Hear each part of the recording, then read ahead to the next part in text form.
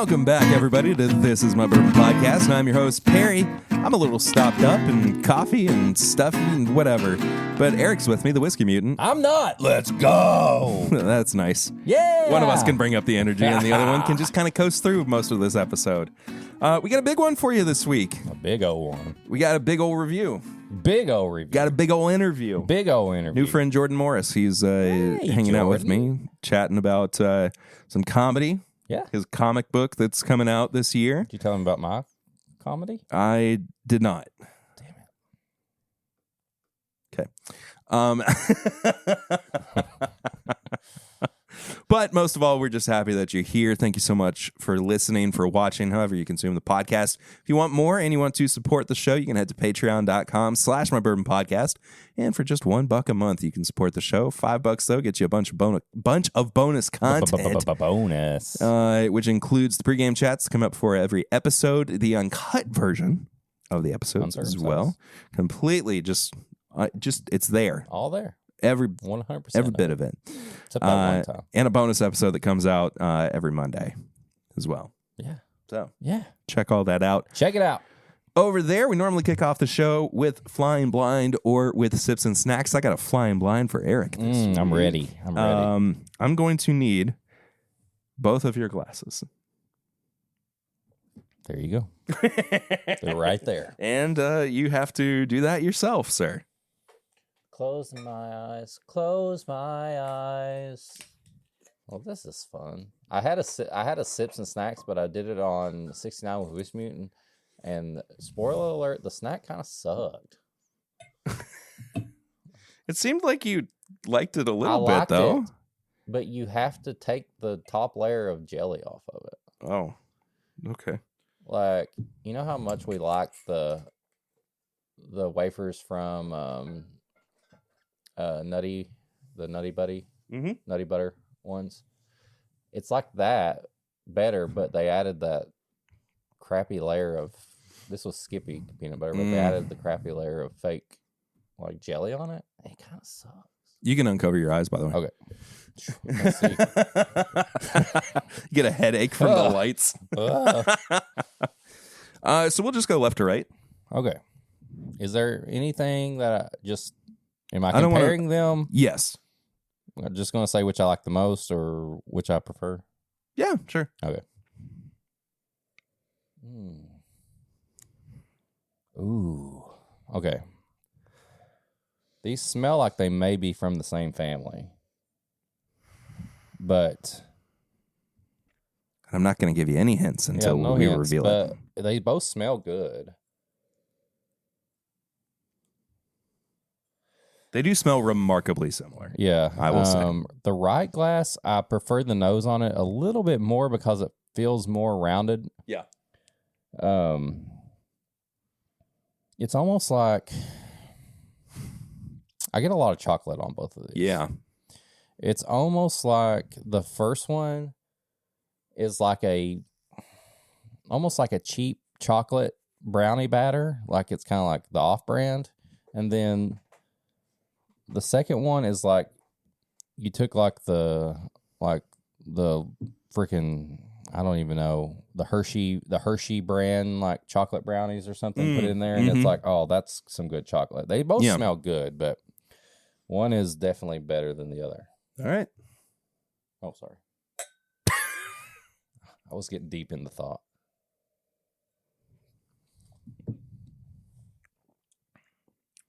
I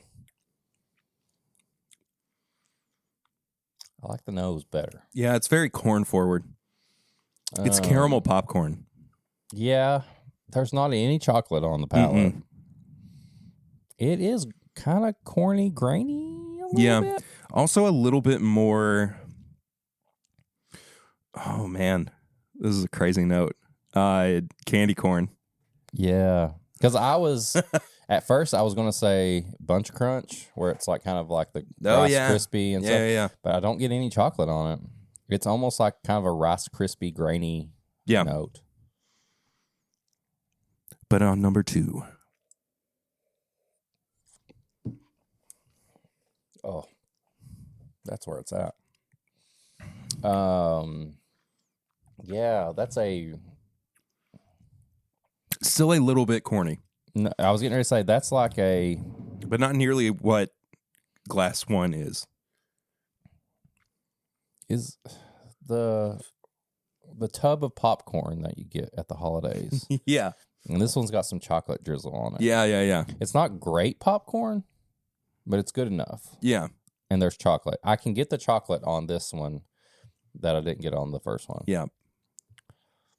It's very interesting. But very similar, right? Very similar.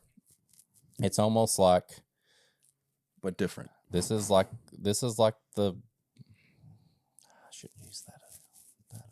No, I'm not going to say that. Okay. All right. Well, it's almost like this one was the one that they that they thought was good, but they didn't work on. Yeah. And then this one was born, and they were like, "We're going to make this into a champion." But it still didn't really make the it didn't really get the scholarship, but it was talked about more. Yeah. I don't know exactly how to do this reveal, but it kind of goes with something that we have talked about fairly recently. Okay. Something we talked about on the podcast fairly recently. Okay. As well. But Glass number 1. Okay. It's benchmark foolproof. Okay. Okay. Dang, that does not taste 125 proof. Mm-mm. Glass number 2. You just opened this one too, right? Yeah. Okay. Is benchmark foolproof. Oh my God. Kill me.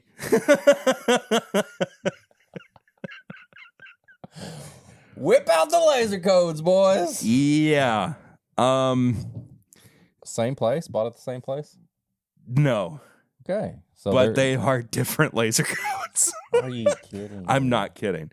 So there's a significant difference between the two. Yes.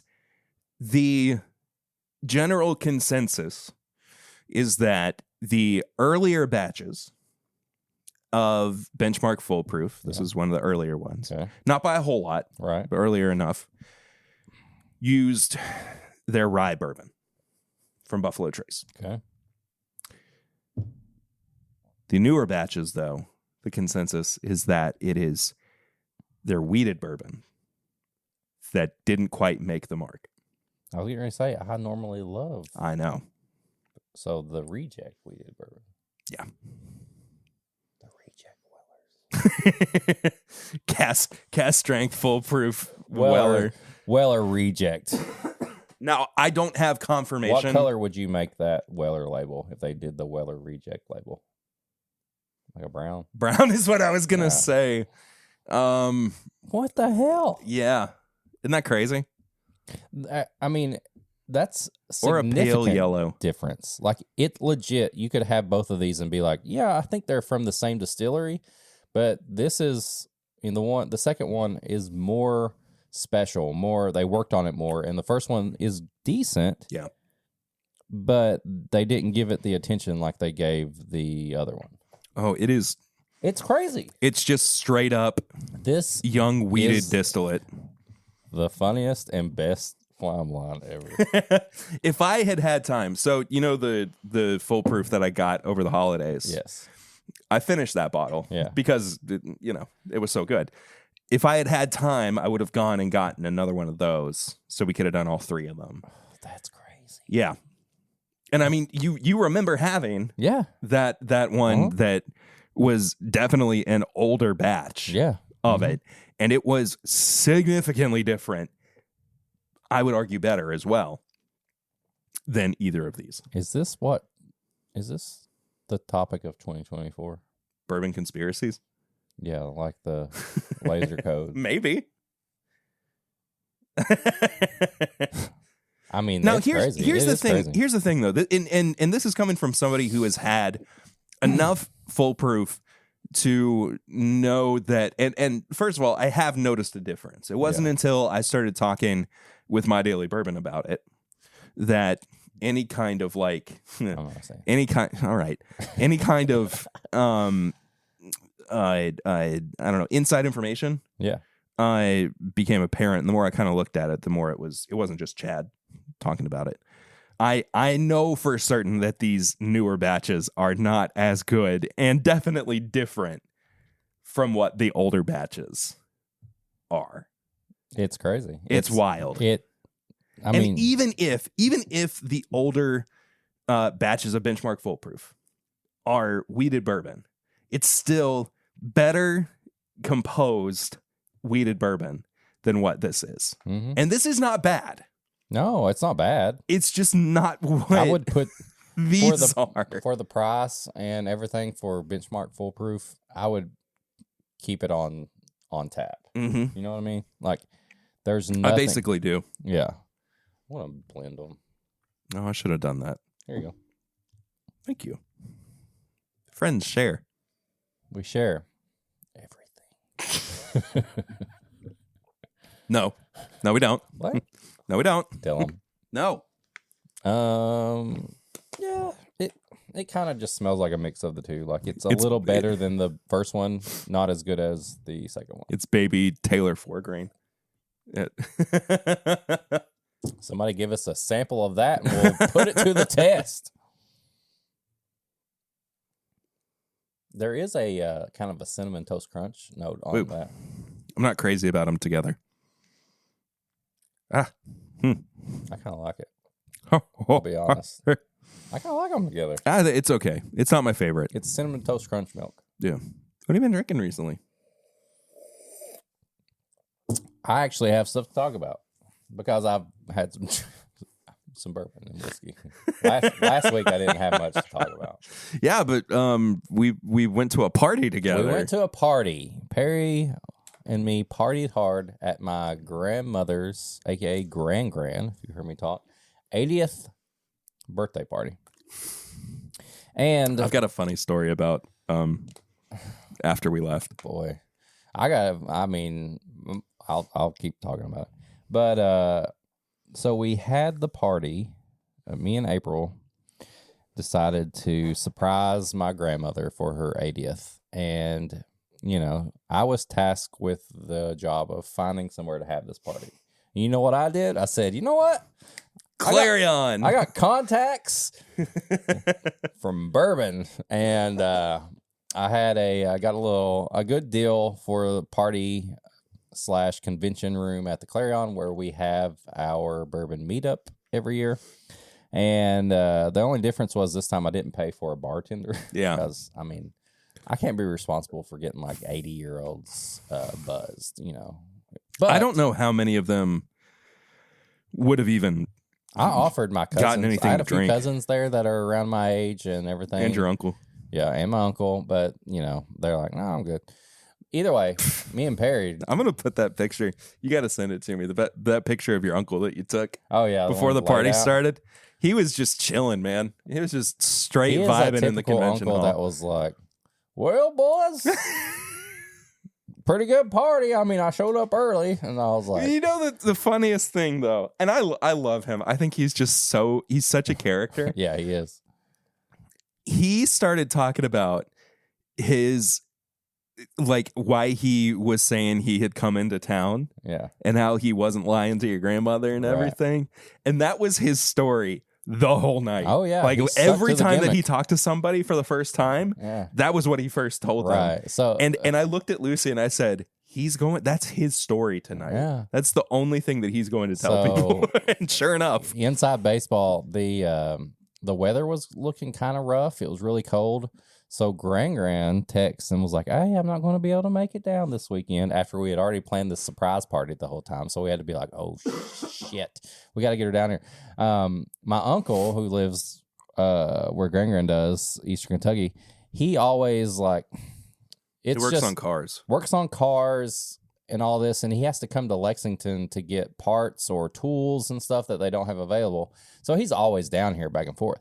So we had to make up the story like, bub, you know, tell Gran you're going to bring her down with you because you gotta get some car parts and stuff. So it worked out, but he stuck to the gimmick the whole time. And she ended up being surprised. It was a success. I'm sure if you followed me on Instagram, I tagged Perry and the podcast and stuff too. But it all worked out. It was fun. Food was great. Me and Perry were just freaking flasking and like sampling between each other the whole night. I brought the last of that Augusta Old Route 8. But you put a spin on it. But I put a little bit of C918 on top of it, what Pilgrim. is this? And it was fantastic. Yeah, it was. That was what got me to sleep that night, too. Yeah. More on that in a little bit. But then I also just brought some Turkey 101. Yep. I had a Weller foolproof pick Which was so good. From Banners. Oh, it was so good. Then I brought some of the 15-year light whiskey from Penelope. Mm-hmm. We had that. What else? We had a little bit of the Lawrenceburg Bourbon Company TIMBP pick. Mm-hmm. And then what else? Did you have anything Jack, else? you brought the Jack Rye. the Jack Rye pick. Yes. I think that was it. That was it. That was enough to get a us lot through, though. Yeah, that got me through the party. Felt good. And we both we weren't drinking out of like the fancy little like wine plastic cups that you get, or like old fashioned kind of looking cups. Bless Excuse you. me. Sorry. That was crazy. I know, right? I wasn't ready for that. For most people, it's an eighth of a sneeze. For you, it's I did half. 2 at a time. Yeah. Mm-hmm.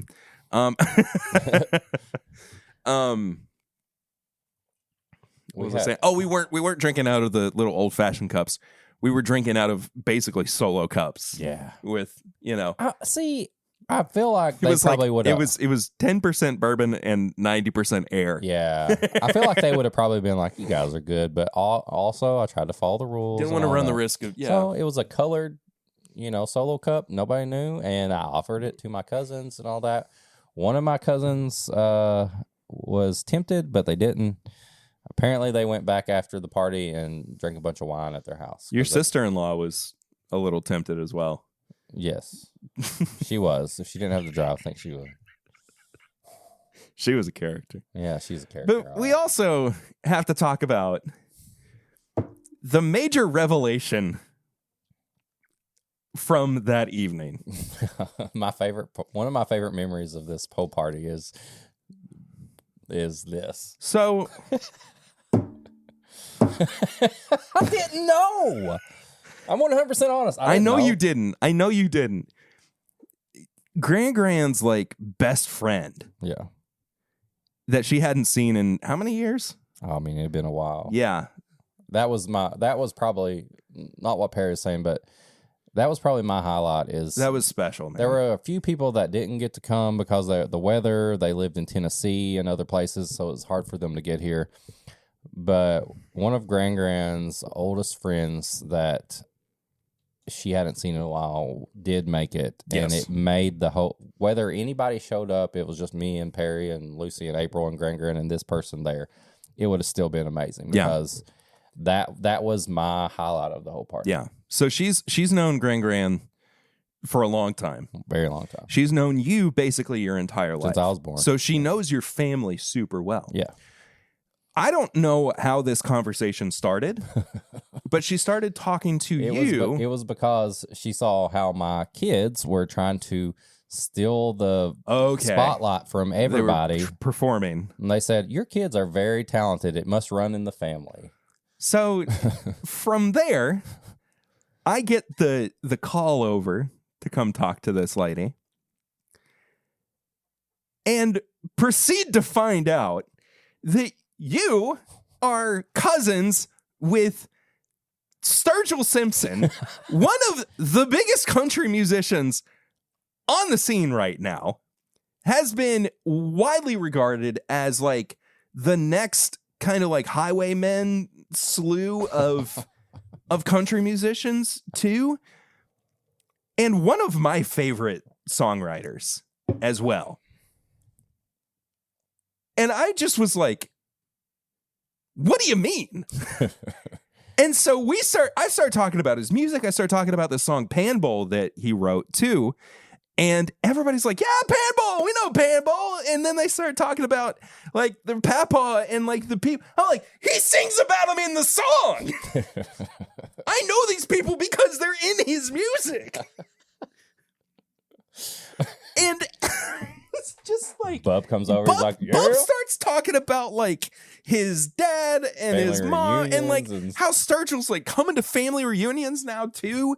And I was like, how have we not known this until I didn't know. I know there's no reason for you to have known, but it was just so funny that everybody was like, yep. They're like, yeah, Sturgill.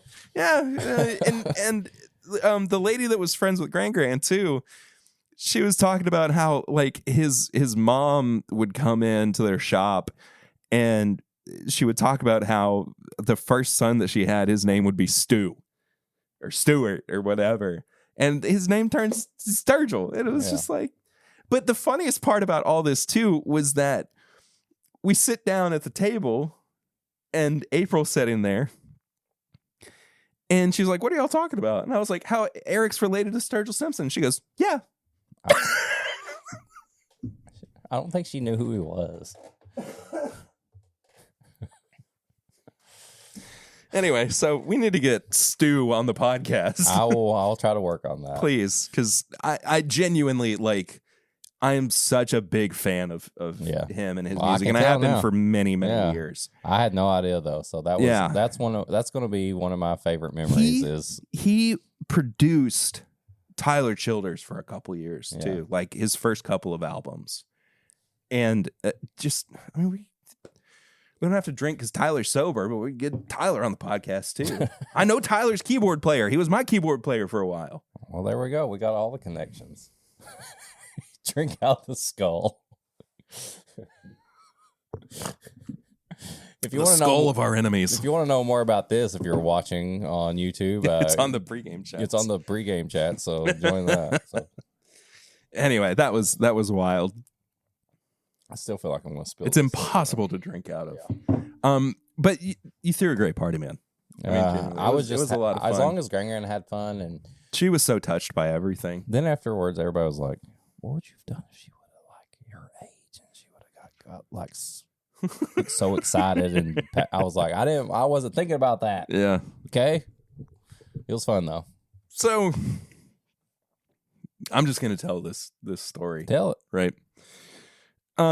We had sent Eden to have sleepover that night. Yeah. We were like, it's a night out, we get to enjoy ourselves and not have to have a kid around. Get back to the house. Get in bed. Like, let's watch some TV. I'm like, okay. I realize as I have laid myself in bed that in the process of helping you bring stuff out to your car, I have thrown my back out. What?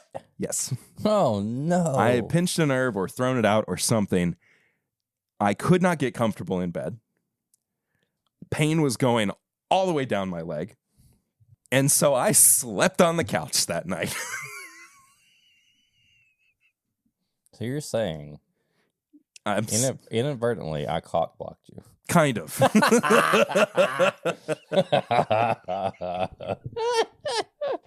I'm trying to be a good friend. I'm trying to help you out. I'm trying to, make it an easier process for you. I never said you had to. You offered. And I know. It was my own fault. That's hilarious. But here's the good end to the story. The bed that we had got damaged in the move. Whatever. The like metal legs that were connected to the frame had bent. Yeah. So there was no way for me to get comfortable in bed. Yeah. Right. So we had to spend that Sunday afternoon after the party. I'm like a little hungover too. Oh, I was building a new bed. Oh no! Which we had gotten for Christmas. Yeah, like it was there. We just needed a reason to do it. Yeah. And my reason was I want to sleep in bed. I want to be in the bed. I don't want to sleep on the couch every night. So yeah, we've got a new bed, and it's got drawers underneath too. Ooh, it's crazy. We can store stuff in it. I was thinking shoes, but yeah. Okay. So anyway, it was a fun weekend. Well, I appreciate you being at the party. And I appreciate you helping me out. Man. It was fun. And Gran seemed so touched by us just being there. I mean, too. yeah, she sees you just as much as anybody else. She sees you more than some of my other family. Yeah. So you're part of the family. Oh, I know. I feel it. Yeah. So you're technically cousins with Sturgill. Well, then I better be getting a Christmas card this year. Just message him. Just say, hey, Hey, cousin. just be me. And then he shows up and he's like, wait a second. It was just so funny. Everybody was like, yeah, it's part of the Simpson family. I didn't know. It's going down the line. I didn't know. Yeah.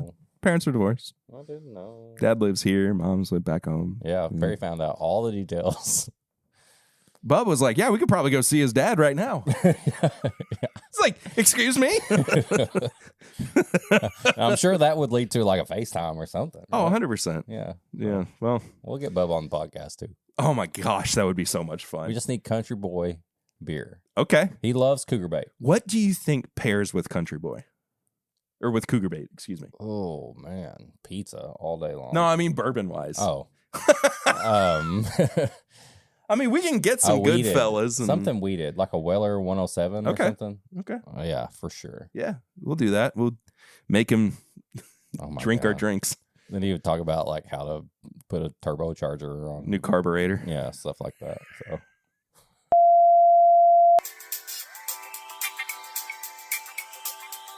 This is My Bourbon Podcast. Is brought to you by Monkey Cult Coffee Company. oh. That's all I can say after That's how we're starting this ad. Apparently. I'm seriously still it's been a 1 week since you looked at me. 1 week since we had it, and I still am like, it's the best like flavored coffee I've had that I can make at my house, because normally it just tastes artificial and this does not. Yeah, I made espresso with it the other day. I want to make And it was fantastic. I want to make a bourbon coffee with Yes. it. I want to put actual bourbon in it. They give you bourbon flavors, which you can tell, but I want to spike it up a little bit, and I think it would be perfect. And specifically what we're talking about is Monkey Cult Coffee Co.'s bourbon chocolate chip flavor infused coffee. They have a range of flavors, not just limited to the bourbon chocolate chip, but also including toasted coconut rum and golden honey agave. Ooh. They have plenty of other products too. They've got a honey on their website as well. Not to mention, like, the logo, the look, all the stuff. All is fantastic. Badass. Yes.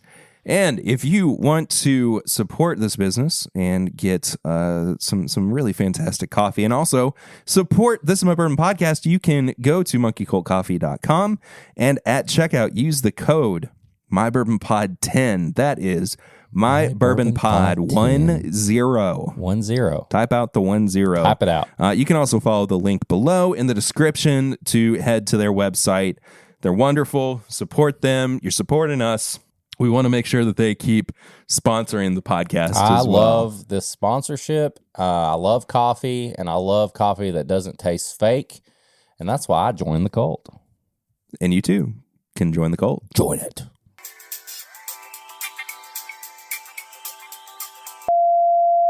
I am super excited to be welcoming to This Is My Bourbon Podcast a guy that I am quite a big fan of in all of his many different expressions on the internet, of course, between being his own podcaster, between being a recurring part of Good Mythical Morning as well. But Jordan Morris is sitting down with me this evening. Jordan, thank you so much Hi. for being here, man. Yes, happy to do it. Thanks for asking me. Glad to be here. Of course. You it was just kind of a very quick and casual invitation for you to be on the show, which you just immediately jumped on, which I was very thrilled by. Yeah, you caught me at a great time. Listen, I love podcasting. I love bourbon. So obviously the topic is really fun. There we go. Always happy to do it. I am thumping pre-orders for a new graphic novel, so that's a nice benefit of this. Of this. Of course. Of this whole thing. So I appreciate that. But yeah, Absolutely. I mean, listen, I don't need to start plugging now. Let's do the thing. I'll Well, plug later. I do want to get to youth group at some point for sure, because it brings up there's so many different little different little parts of our lives that I feel like we don't fully realize other people are also dealing with and going through until, somebody speaks up about it. I mean, it was, as I was kind of dealing with my own sense of like deconstruction and reconstruction, I was really starting to find Rhett and Link's conversation about it. Right. And then now it kind of seems like there's a part of that for you too that is crucial to your story. Right. Maybe I need some more info. What do you mean by deconstruction, reconstruction? Tell me more. For me at least,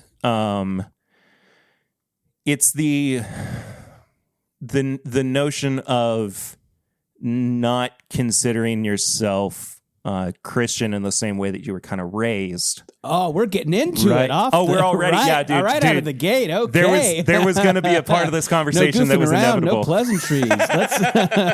What's out there? What happens after we die? And you know what's funny is I had this on the end of my list of things to talk about, and sure enough, I mean, like, but sure, no fucking around. This is lean and mean. Let's do it. But like that was something that I was kind it's of like going out on that first date. Do you want kids? What do you? What are your goals? Where do you see yourself in 5 years? Dude, do you want a commitment? The crazy part about that too, I married my high school sweetheart. So nice. we had that conversation, like, I mean, very early on, so it was just something that like, I'm so keen to like just jump head first into so many different things. But like, I guess we will kind of start with youth group then. So the premise behind it, right, is that it's part of your own experience growing up in the church, but also taking a little like creative liberty with it as well, correct? Yeah, sure. So Youth Group, the graphic novel that I made with a great artist named Bowen McGurdy, is coming out next year, available for pre-order now. It is a like YA horror comedy about a youth group, about a kind of goofy Bible study, the likes of which I grew up in, and perhaps you did too. It's one I did as well. It's one of these like teen Bible studies that like, the grown-ups go into the big church or the grown-up church, and the kids go to someplace cool. It's called like the underground, and it's got like fake graffiti on the walls, and a cool dude with tattoo sleeves like sits backwards in a chair and tells you about a pretty rockin' cat named JC who was pretty punk rock, if you ask me. And and they flipping kind of tables in the church and flipping tables, turning water into vino. This cat was rad. It's that thing of like trying to make a Bible study like fun and relevant for teens. And, it's something that I experienced and a lot of people I know experienced, and it's something I've never seen like depicted that well in media. Sure. It's so ridiculous. It's so goofy. And so it's always been like something I've wanted to write about. Just a great place for comedy, a great place for like, the teen experience. It seemed like a fun world to set a story in. And then, a couple years ago, I saw a statistic that like exorcisms were on the rise. Like people in America will just still do an exorcism, and there was like a viral video of these kids, they look like teen youth group kids doing an exorcism on like a Starbucks patio. It was That's just bizarre. In suburbia. A kid was speaking in tongues. They were laying hands on him and like chanting in Latin, and it was just in a Starbucks or on the patio of Starbucks, I guess I should say. Starbucks adjacent. Yeah. Probably in like a strip mall with a Best Buy and a Cold Stone or something. So that kind of got me thinking about like, oh, what if that happened to me? Like, what if these goofy kids I grew up with who sang these, like Bible themed parody songs actually like had to do an exorcism? And that was kind of the germ of the story. And and then I kind of like populated it with just like characters from my life and kids I grew up with. And and I got to kind of put it together with Bowen on board, who is a really, really brilliant comics artist. they've done a great creator-owned series called Spectre Inspectors, and they've done work for Marvel Comics, and we're just such a great partner for all this. Fantastic. And and it's coming out next year. It was super fun. It like it's not like it is meant to be fun and funny first. It's not like it's not meant to be like a takedown of all that. But I think our main character is like a skeptic who feels like she was forced to go to youth group, which I think was a lot of kids there who were like, you could really tell which kids were into it and which ones are like, my parents made me come here because they found pot in my drawer. So yeah, that's kind of our main character. She's a kid whose parents made her come because, it's like her bargain with her mom to, like apply to schools on the East Coast. It's set in Orange County where I grew up. So yeah, that's kind of like, she doesn't really want to be there. She's, she's kind of a gothy artsy kid, and yeah, just stumbles on this world of suburban exorcisms. I always felt a very innate sense of earnestness, I guess, with my upbringing within the church, and it's easy, I think, to say things like, well, I bought into it, or I found myself just kind of like accepting everything as it was told. But I do, and I was a good kid growing up too. Like I didn't get into trouble. And so like every decision that I made with like wanting to go to church and wanting to be active, like I was a worship leader for a while too. Okay. And so it was all just very like, I was making those choices to do that. But at the same time, like I always had that nagging in the back of my head too, of like, something's off. Something's a little bit uncomfortable. Like I don't fully get that. Was that something that you felt too early on with your faith, I suppose? Yeah, totally. I think like I was there, I think primarily for the community, the community behind it is great. Like it, and that's kind of how they rope you into those too. They, some, cute girl from your math class is like, hey, me and some other teens get together on the weekends and talk about what it's like to be a teen. You should come hang out with us. Like, so I liked the social aspect, and I was, and I was kind of a cowardly child. So like I was really afraid of like drinking and drugs and sex anyways. So like I was being in this social circle where you didn't have to worry about drinking and drugs and sex was like very cozy for me, very convenient. Sure. And so, yeah, so I liked it, but, like obviously had my questions, and I know everybody does. But I think,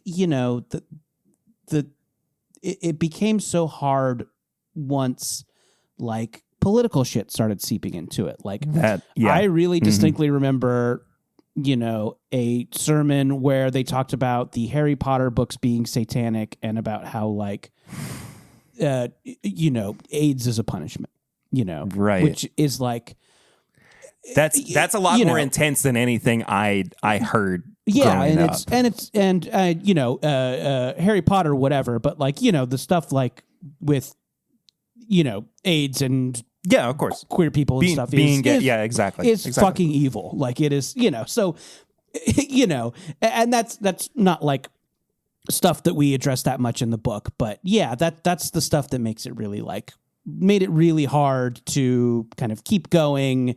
And yeah, I've been kind of cheerfully agnostic for, the past 25 years or whatever.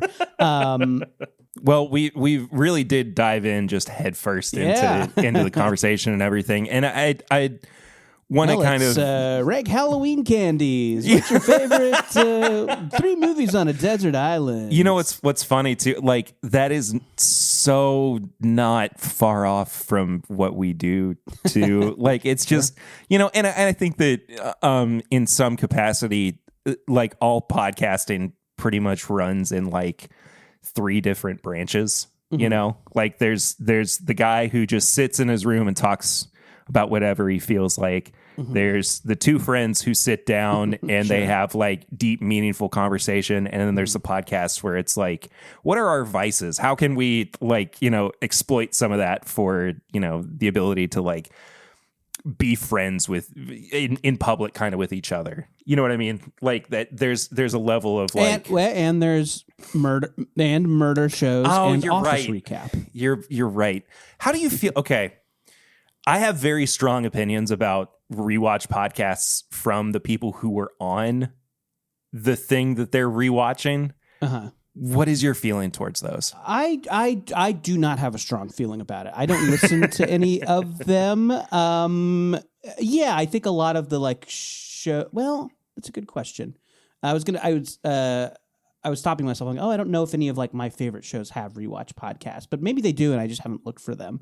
Because I think I would listen to, like, I'm a big Simpsons guy. I would listen to a like classic, golden era Simpsons podcast with the writers and cast and stuff like that. So I think for the right show I would do it. But I just at the moment I think I don't.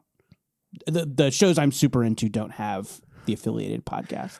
I had such a hard time. I mean, even just 2 or 3 episodes in with Office Ladies, just really, really struggled with it. It just felt it felt disingenuous. It didn't feel like they were really trying to, they did the whole thing too of bringing other cast members on, the ones who were available, the ones who, aren't John Krasinski, essentially, to like retell stories of the glory days. And like I understand that's the whole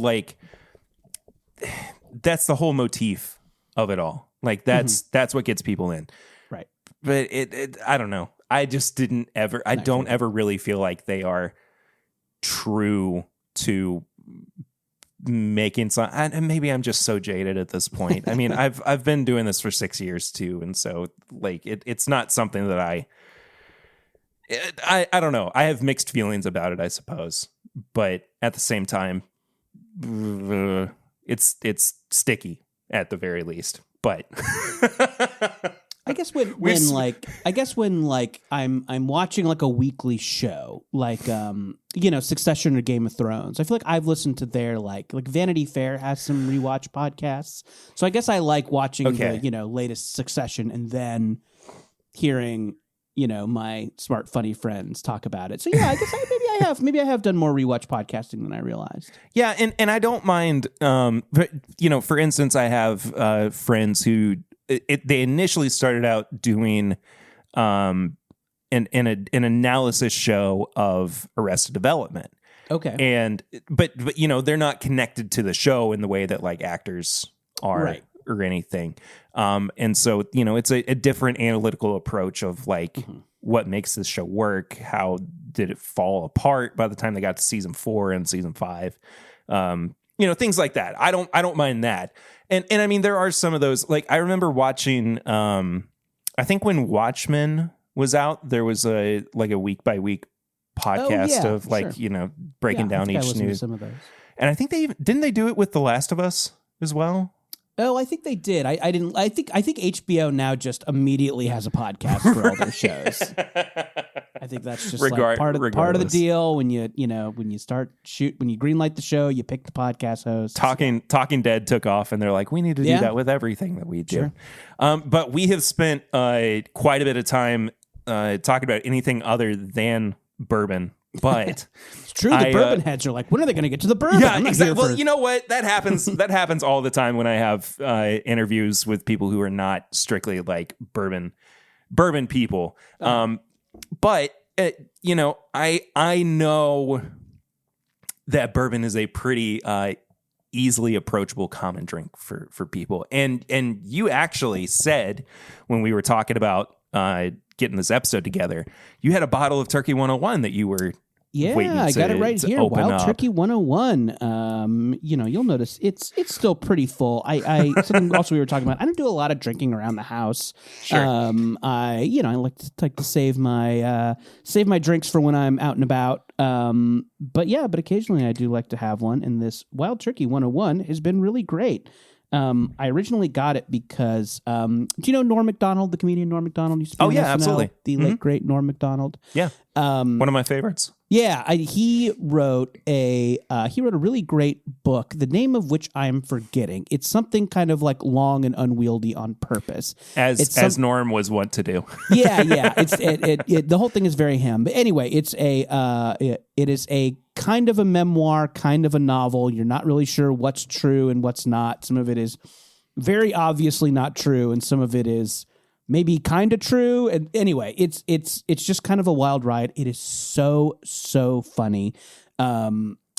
If you loved Norm, I really recommend checking out this book. I think if you just search Norm Macdonald memoir or whatever, it'll come up. Yeah. But a running joke in it is him always mentioning when he's drinking Wild Turkey 101. And I listened to the audiobook.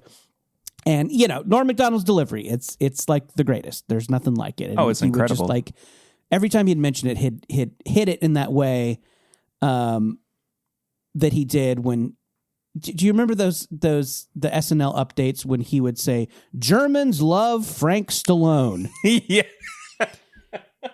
It's just that hard to describe why that's so funny, but it was. And he has that same cadence every time in the audiobook, he will say Wild Turkey 101.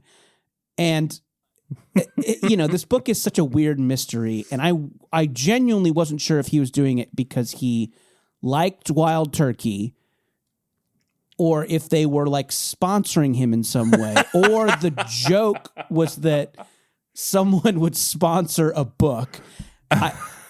Whatever it was, I do not know why it's in there, but it just made me laugh every time. Wild Turkey 101. So after I finished the book, I was like, I have to try this.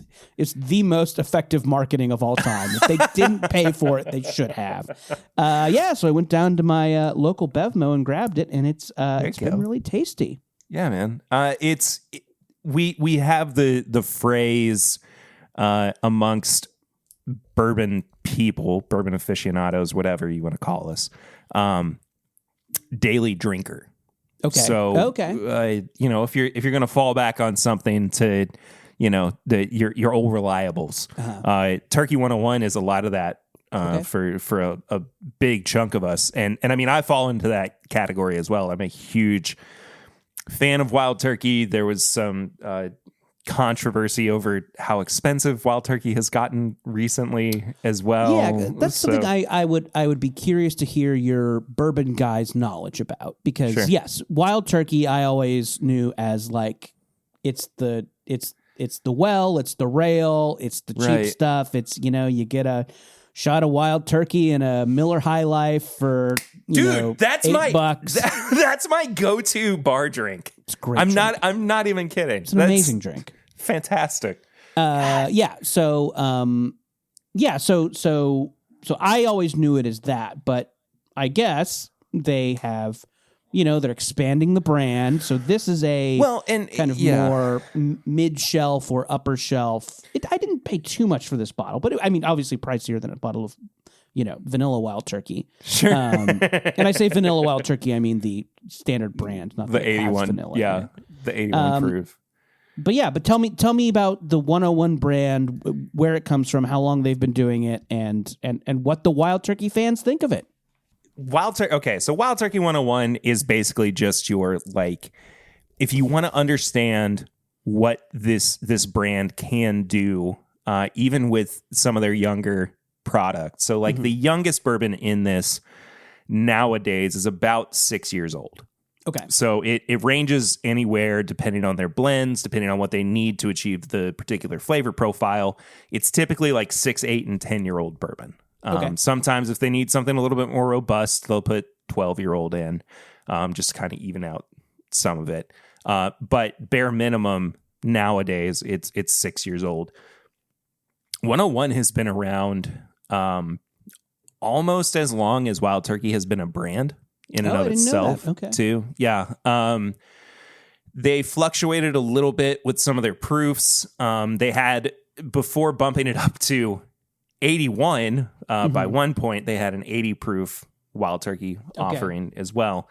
But 101 was just kind of their it was a slightly like bolder offering. You know, Matthew McConaughey, of course, like used to live and die by his Turkey 101. And, okay, I didn't know that. I also listened to Matthew McConaughey's audiobook. I really enjoyed it. Yeah, me too. He's a real hilarious nut for sure. He's a character for sure.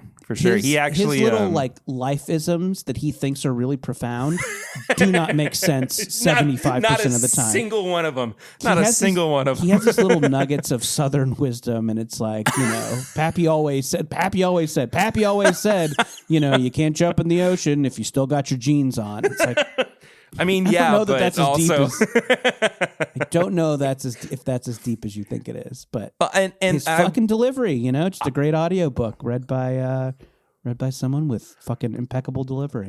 I didn't go into it anticipating that I would hear so much about his wet dreams either. yeah. But there were so where he chooses to spend time is very weird. It's very peculiar. Yeah, very a lot peculiar. of wet dream talk, a lot of talk about what it was like making Reign of Fire, the movie where he and Christian Bale fight dragons. It's just such a weird, so strange.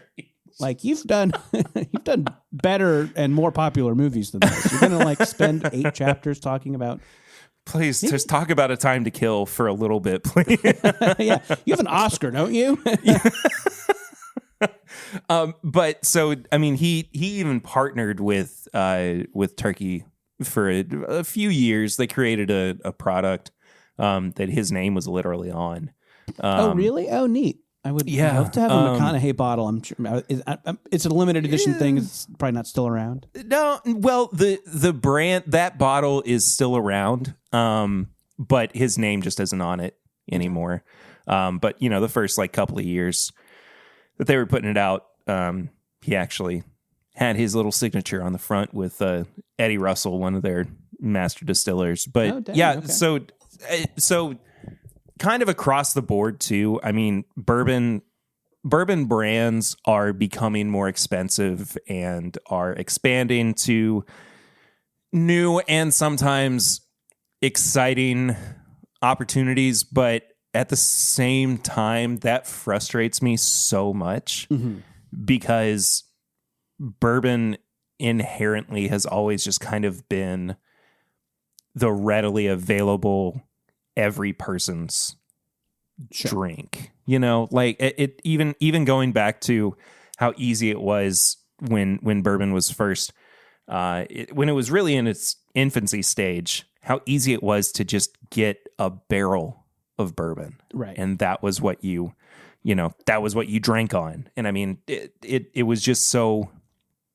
it was so available, and it's becoming so much more of a commodity now. It's becoming so much more of a luxury item that I get really frustrated over it. You know, because the thing that I have been saying a lot recently is it only takes one.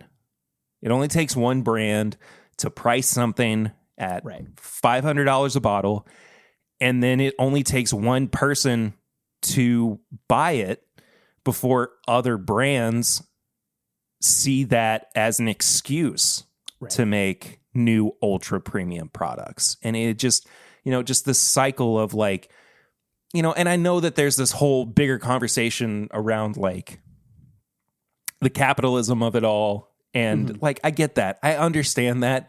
It's just frustrating.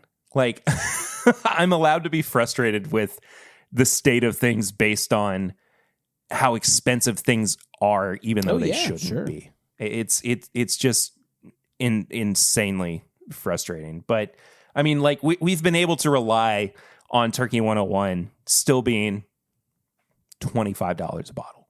I mean, that's essentially where we are with it now. Yeah, I think that's around what I paid for it. Yeah, which is it's nice to hear that, because I always hear of elevated prices out in California as well. And we got them. So yeah, but maybe I just got the Bevmo deal. So what's funny though, talking about you drinking bourbon, there are a lot of instances of you online drinking vodka vodka sodas, or like when you went to when you were doing bar rescue, and you had a vodka cran.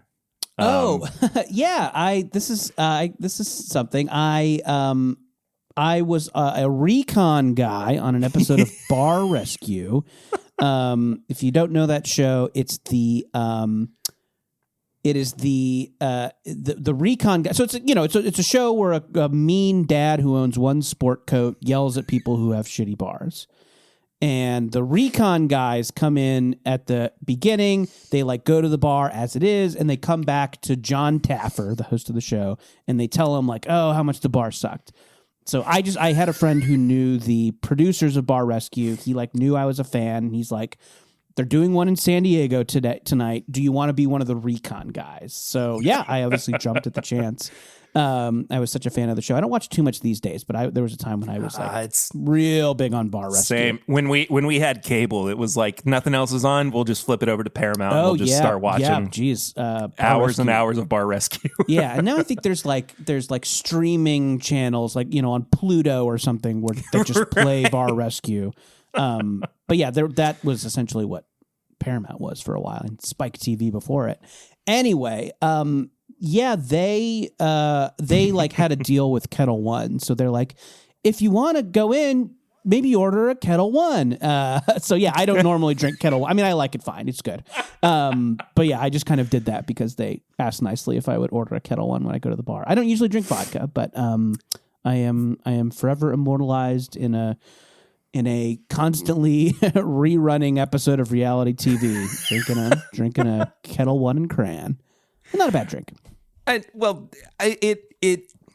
does its job. Yeah, I would say. Yeah. But I mean, vodka is inherently tasteless and odorless. And, yeah, not a big vodka fan. I'm mainly a tequila guy. That was actually my. I had a question of what your preferred spirit or drink was. So tequila. Then it's any kind of mixed cocktail tequila drink, or just if I need a utilitarian drink, tequila soda, can't beat it. I know it's trendy these days, man. It's a good drink. You can call it a ranch water if you want to. There you go. But I really like it, and I love a oh gosh, the name is escaping me right now. Tequila and grapefruit. That's called something, right? The Paloma. There you go. Thank you. There we go. Yes, yeah. Love a Paloma. You can do it. You can do a cheap one with a grapefruit soda if you want to. That's great. And some more mixology-y cocktail bars will do a tahini rim and fresh squeeze the grapefruit right in front of you. That's great. I love that. But yeah, you can get a cheap one with tequila and squirt is perfectly delicious. So yeah. So I wanted to talk about your comedic history and your work as an actor and as a comedian too. It wasn't until I started, and you are not the first. You're not even the first person at Good Mythical Morning that I have done this with. Mm-hmm. But I didn't realize this until I was going through everything. The first thing that I ever saw you on was Comedy Bang Bang. Oh yeah, sure, Comedy Bang Bang. I was a weird museum guide in an episode of Comedy Bang Bang. It's actually a very funny episode. That was funny. Weird Al's in it. Fred Willard. Speaking of dear departed comedy legends, Fred Willard's in that one. Aubrey Plaza, I think's in it.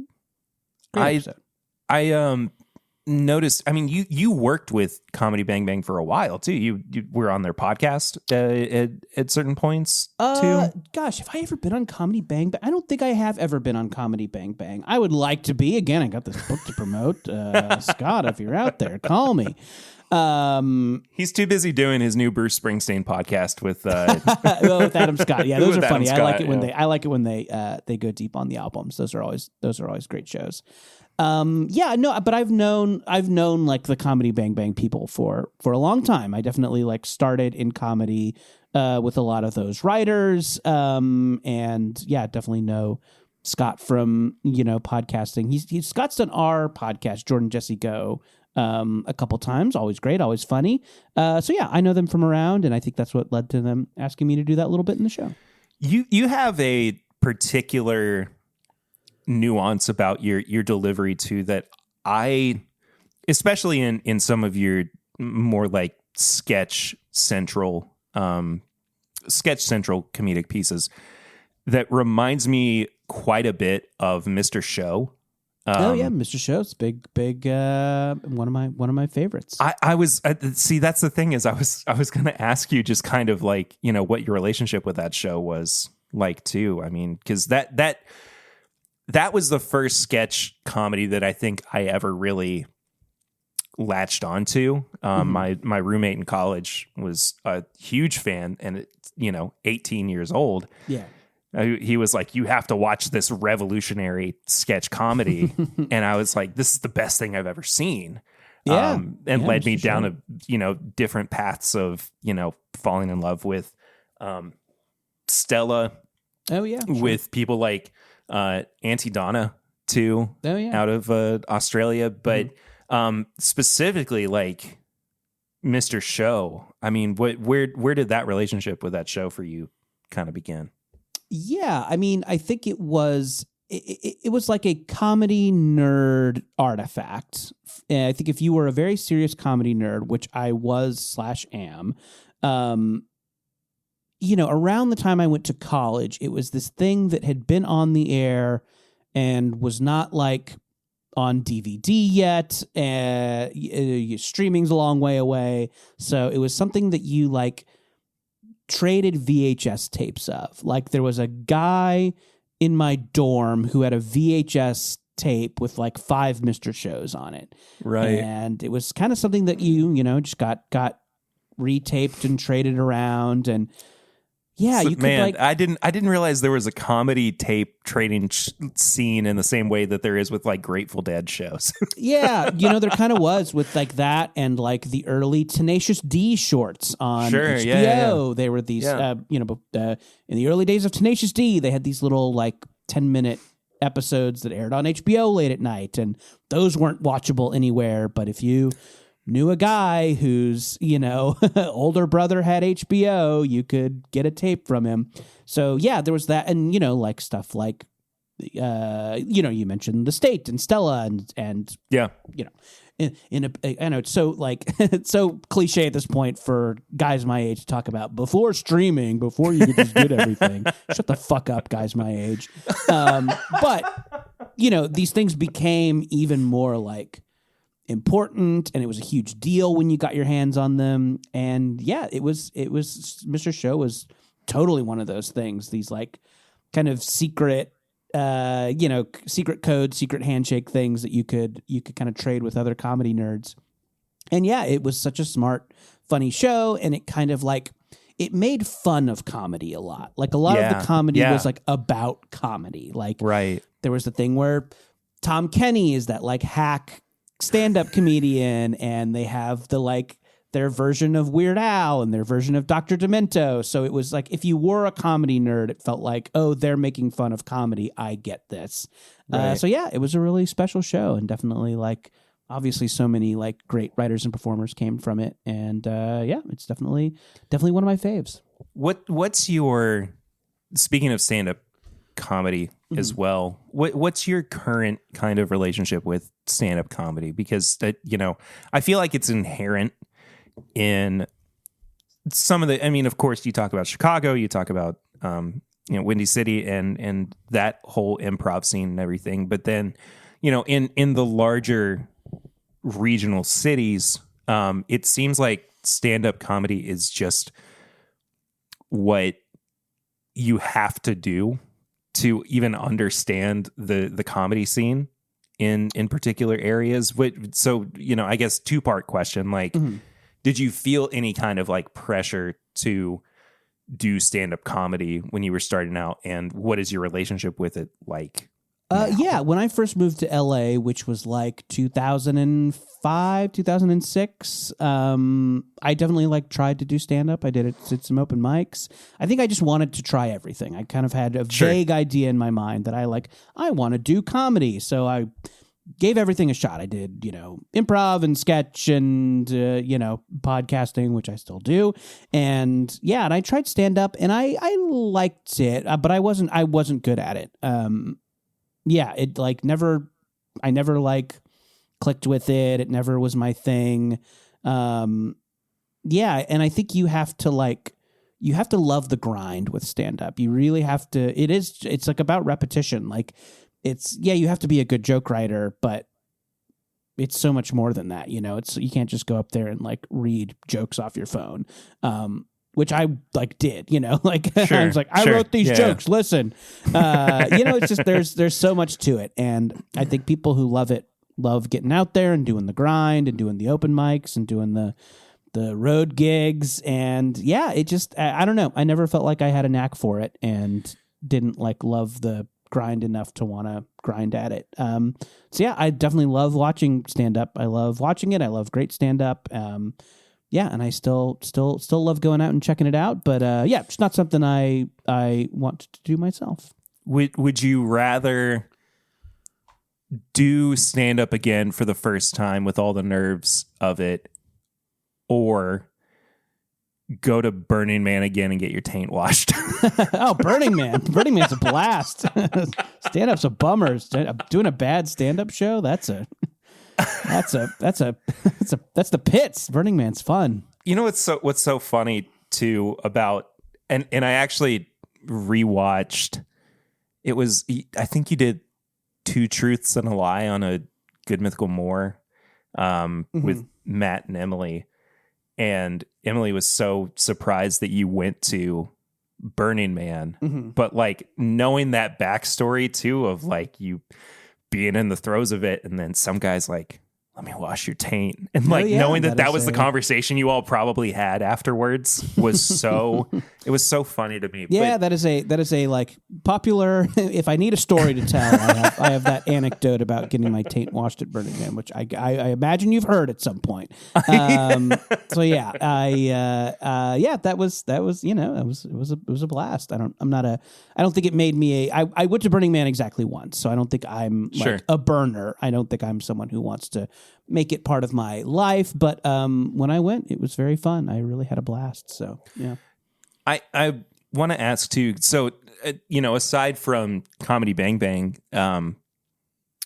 the thing that I really did, of course, and as I'm sure so many people have as well, but latching on to Cotton Candy Randy as well, and just kind of taking a deep dive into it. The first time that I saw your face aside from Cotton Candy Randy, I was like, is this really the same guy? It just, it didn't really quite line up and everything. But some of my favorite moments with GMM are you interacting with Emily too. Emily Fleming, sure. for anybody who doesn't know who she is. But how natural of because the way that I kind of look at it with the two of you is you're almost comic partners too, the way that you interact with each other. What was that kind of progression like for you all? Was that just something you just snapped and turned around and you're like, oh, well, we understand each other's sense of humor, or was it workshopped a little bit? Emily Fleming, GMM writer / regular. We wrote together on a show called At Midnight on Comedy Central. Oh, and okay. So we met there and just kind of clicked. She's so funny. I mean, anybody who's seen her on the show or seen her do stand-up knows that she's hilarious and just has this really, really insane comedy perspective and worldview, and just is such a good writer and such a fun person to spend time with, whether on stage or interpersonally. And we just kind of clicked working for At Midnight and became friends, and I think just have a rapport like friends do, and just the fact that she's really, really funny makes our interactions really funny. So she's great. She's still somebody I hang out a lot with currently. So yeah. And speaking of stand up and Cotton Candy Randy, you got to do a tight 5 as CCR. Yeah. Cotton Candy Randy, my weird dark Santa character that I do on Good Mythical Unsettling, Morning. I think, is the way you've described him. Yes, more often unpleasant. than not. Unpleasant. There we go. For people who haven't seen it, he's like a gross Santa. He's got a cotton candy beard. He just says weird, fucked up stuff. And yeah, they on Mythical's like fan channel. On the Mythical Society, they did a stand-up special. So Emily, who we talked about, did stand-up. She like is an actual stand-up with an actual act. And Matt Lieb, who you mentioned, he did a great show with that. Jordan Myrick, also very funny on that. So they asked me to do stand-up, and I'm like, I don't do it. Can I just do a Cotton Candy Randy bit? And then he said yes. So yeah, I just did some, jokes that I thought a, dark possessed drifter would tell, and then just did some kind of roast material about GMM, some, Friars Club style jokes about, the crew and Rhett and Link, and we had a good old time. Yeah, I don't know if I think that's still up there and viewable if people want to watch it. It's on the Society, I think. Oh, cool. I have to ask too, because endlessly fascinated with just the insanity of Cotton Candy Randy. But how on earth did that character even come to existence? I can't even begin to fathom like what the early conversations were about his inception. So not much. It was not something that we like talked about a lot. I was a writer on Good Mythical Morning for a bit, and part of, if you watch that show, that like it's a let's all put on a show vibe, and the people on the show are people who work behind the scenes, and it's the writers, and it's the crew, and it's the producers. They all kind of pitch in and do bits, and it's just full of funny people. So it works out great like that. So when I was a writer, they had an idea. It was like National Cotton Candy Day. And they're like, Jordan, we want you to come on as Cotton Candy Randy, the Santa of Cotton Candy Day. And they'll like, you'll just be like a really low budget Santa. And so that was kind of like the prompt. And yeah, so they got the costume, they got the like weird cotton candy beard and eyebrows. And yeah, I didn't really know what to do. But they had a caterer there for a while who had a weird voice. They had a caterer who we would do his voice when he left, and we would always do a thing where like the caterer was saying something dark, so it would just be like, we have a lovely lemon chicken today. My wife won't let me see our kids. Like, so that was, and I'm like, oh, I'll do the caterer's voice and make everybody like on the crew laugh. So yeah, that's kind of where it started. I was just like, I'll do like an impression of this weird guy. And just say the like craziest stuff possible.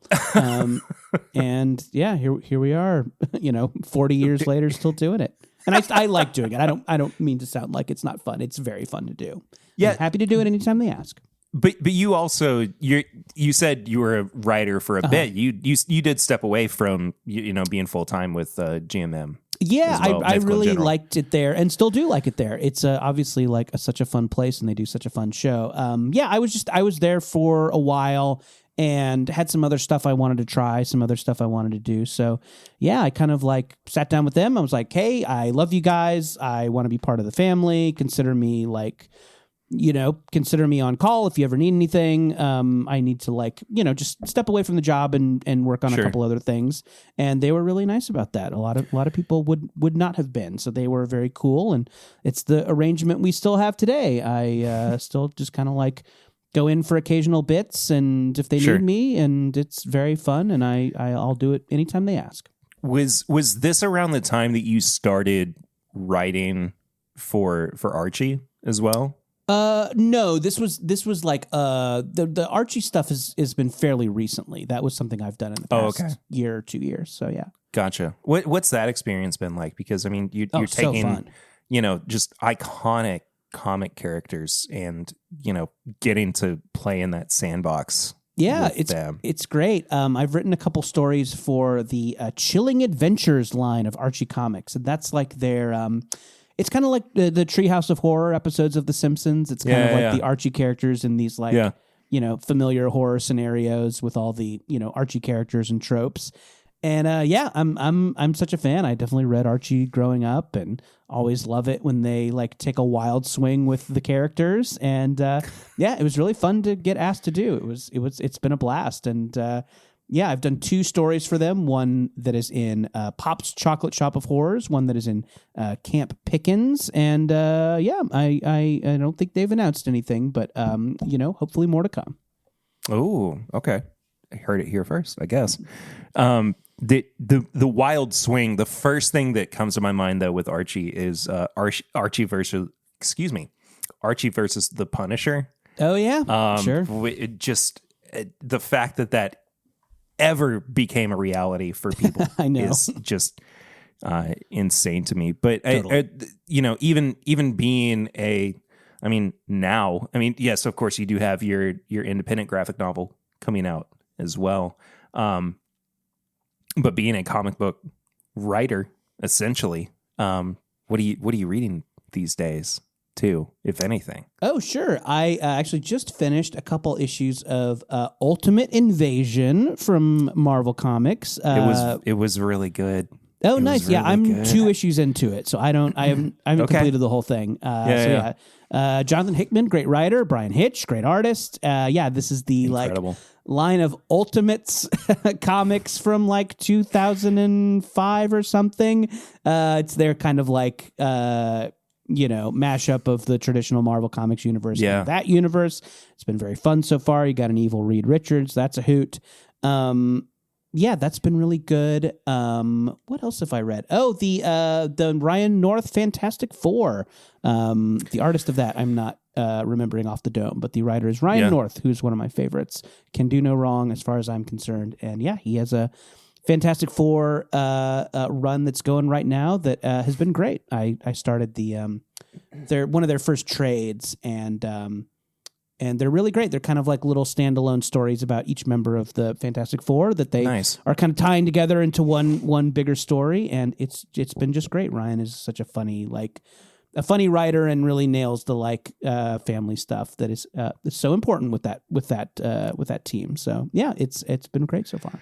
It's exciting for me that in some capacity the Ultimate Universe is coming back, because Ultimate Spider-Man was like my intro to comic books. I think those Ultimate comics were a lot of people's first comics. They were, and they were really, especially the early runs. I mean, they were really good, and then it all just kind of went off the rails when Jeff Loeb became a part of it, and but also comics. Comics just go off. Well, the rails. that is true, but the funny thing thinking about it is it's set out to be like the less complicated Marvel universe, and then it within a couple of years it was as complicated, if not more so, than the main 616 universe. But I mean, I'm excited for the new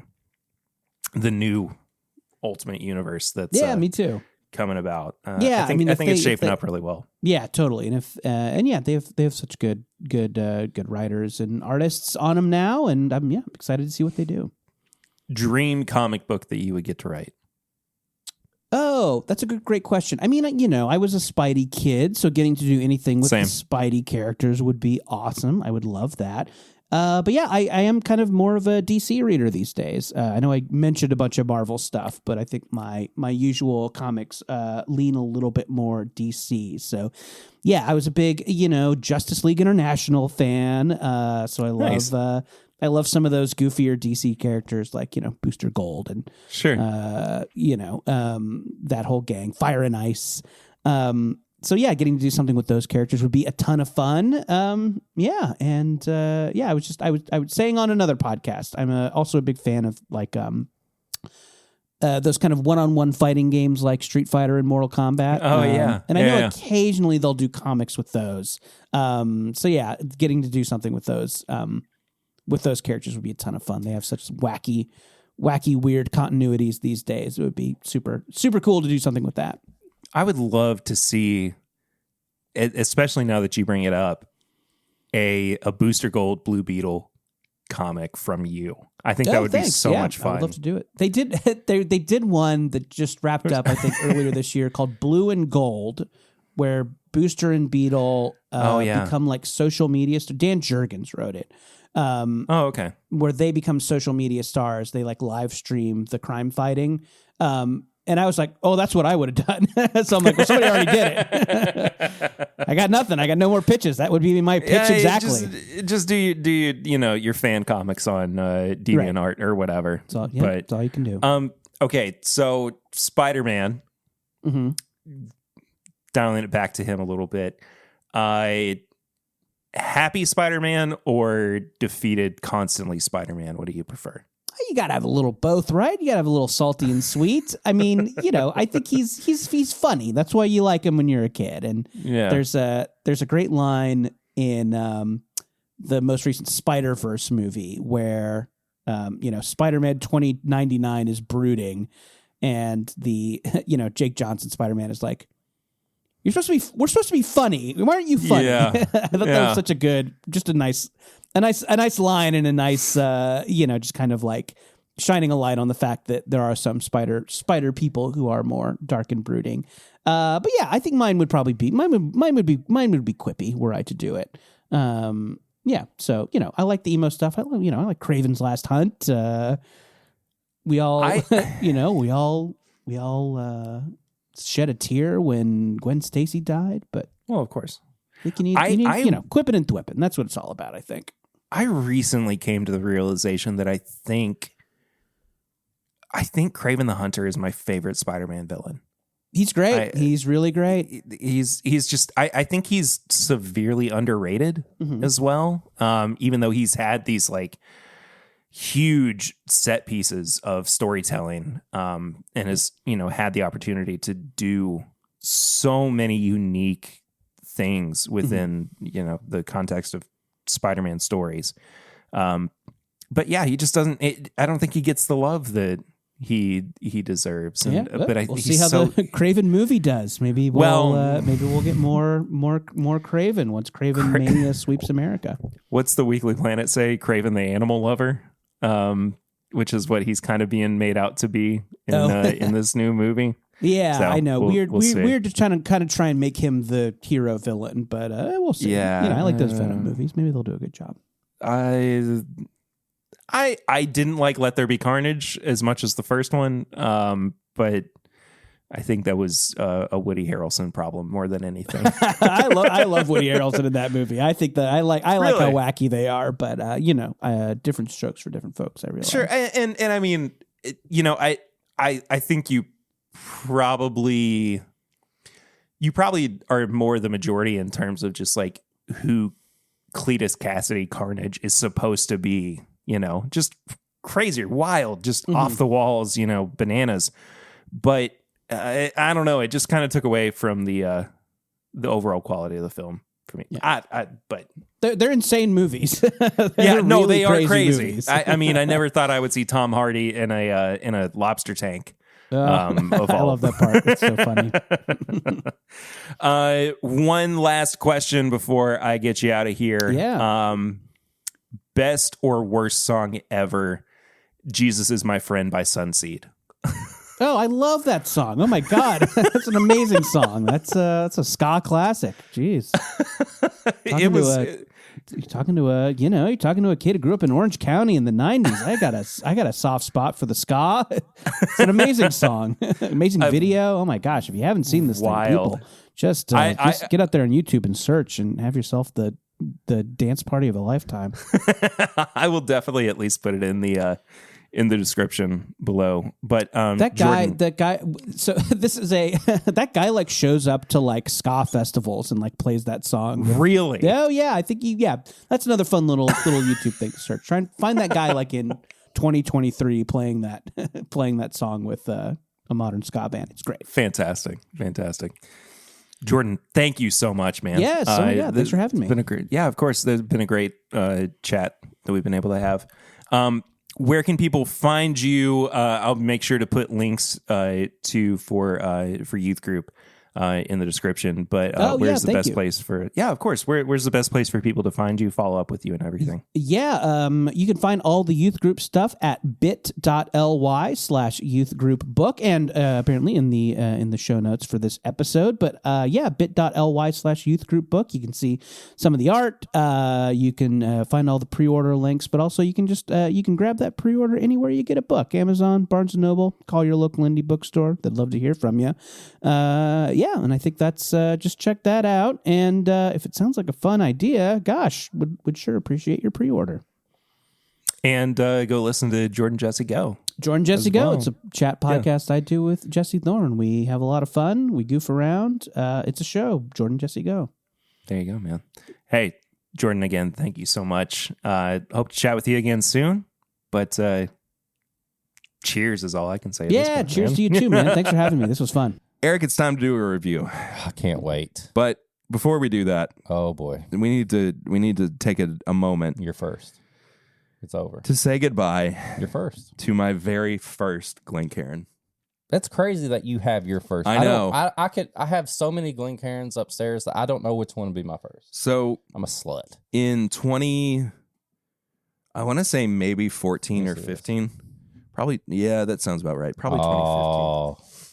The perfect starter too. Yeah. I got a gift set from my mother-in-law of Woodford Reserve, and it came with a Glencairn. And somehow I just discovered this recently in our recent move. There is an unsalvageable crack that has formed in the Glen itself. So I figured one last pour into it to say goodbye. I'm so bummed that I don't have any Woodford. And I almost brought some double oaked too. So I think we should. There's a couple options. Okay. We do something in the Woodford family. Okay. We could do that. So we got what? Jack Daniels and Old Forester? Yeah. Or we just put whatever we want to in it. We do something. Let's just do whatever we want. Okay. How about a What is that? This is Bluegrass Barrel Pickers. This is their new Knob Creek pick. It's got blue wax on it and everything. Knob Creek Vacation. Oh, I like that. Put it in there. I'm excited for you to try this pick. Okay. Well, I'm going to take the first drink since you've got a little cruddiness going on. Yeah, that's probably fair. Yeah. Look at they even put the bottom lip. Yeah, they put their own label on it too. Watching. Try to get that. Look at that. It's good looking. I like it. Looks good. And it is 9.5. 9.5. Yeah. Almost 10. Okay. Yeah. All right. Well, you about broke one of mine. There's the back label too, maybe. Come on. Focus. There it is. Made it. It's good. It's a good sticker. That's a good pick. It smells like classic Knob Creek. Yeah. For 9.5 years old, I think it's pretty. I'm gonna twirl it on the crack too, just to see what we have. I'm gonna drink it right on the crack. Okay. It smells very. What am I trying to say? It's kind of like it's like apple and peanut butter. Yeah. Kind of apple peanut butter. Yeah. Green apple slices dipped in peanut butter. Yeah. You know that's a Knob Creek pick, and it's very appley. It's very appley on the palate. Well, Goodbye, old friend. We're going to throw it against the wall at the end. You just smash it on the ground. I'll clean it up. We could let Eli do batting practice with it. Oh, no. That would be so much film fun. A video of you hitting it, and I'll clean it up. Are you serious? Yeah. You can smash. I'll film it, and you. Okay. It'll just fly into that. I'll clean up that glass. Okay. All right. There we go. It's been settled. We just can't tell April. She'll kill me. She'll hear it. I'll make some noises or something like. It'll sound like a glass shattering. We'll just say, "Hey, it was AI." But we're gonna put the video out, aren't we? Yeah. She'll see it.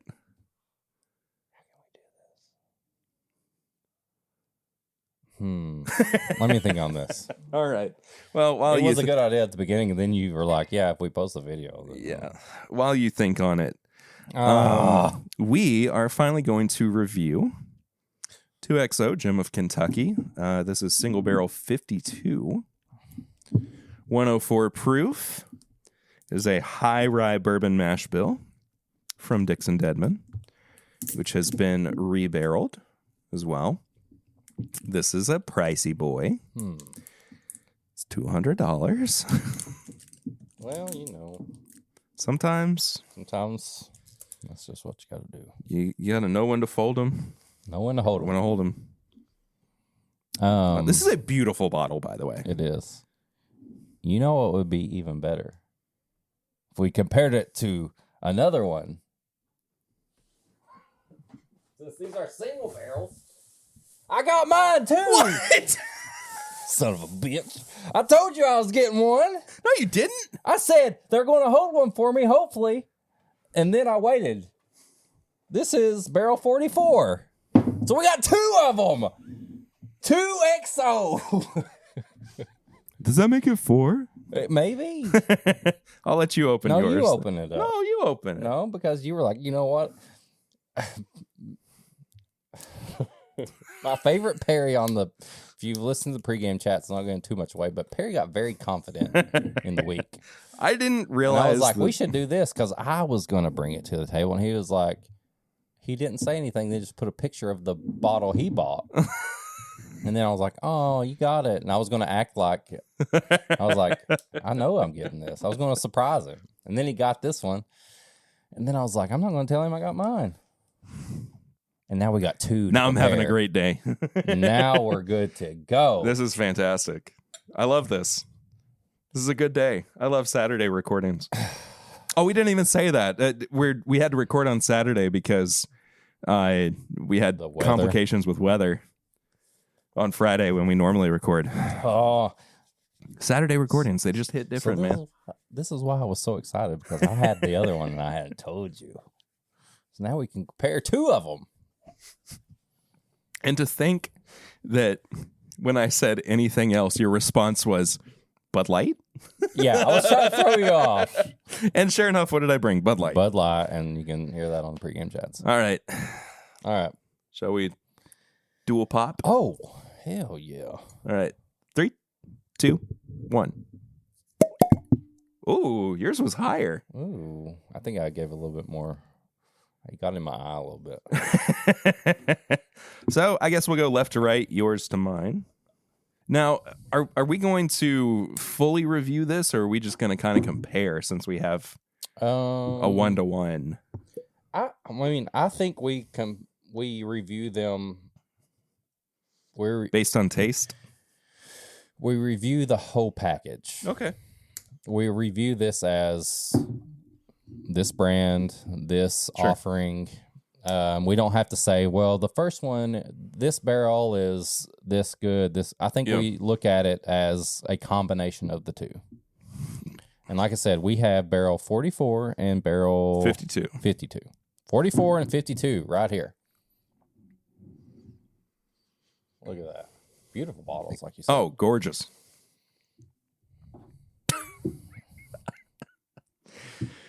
I love it when a plan comes together, even if you don't realize you're part of it. When you sent me the picture, I was like, well, part of me was like, please don't let it be I was going to buy it anyway, but I was like, please let it be a different barrel. Please let it be a different barrel. And sure enough, it was. So It's got a great color to it. I mean, it's dark. Nice rich amber honey. Hello. Okay. Hello. My anxiety is already setting in because I know how much these are.